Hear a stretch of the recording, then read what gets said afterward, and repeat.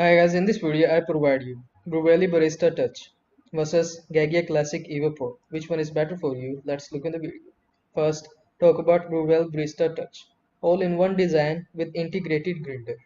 Touchscreen interface for easy programming and control. Pre-infusion feature for optimal extraction.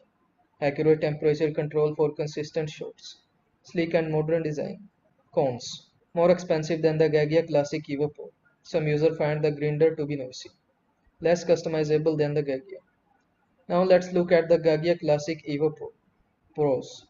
Affordable price, solid build quality and durability, excellent steaming performance, customizable settings for experienced baristas, iconic design. Cons. Require a separate grinder. Steaming and brewing cannot be done simultaneously. Less user-friendly interface than the Barista Touch. So I hope this video was helpful to you. Make sure to like this video and subscribe to my channel for more this type of content. Thanks for watching.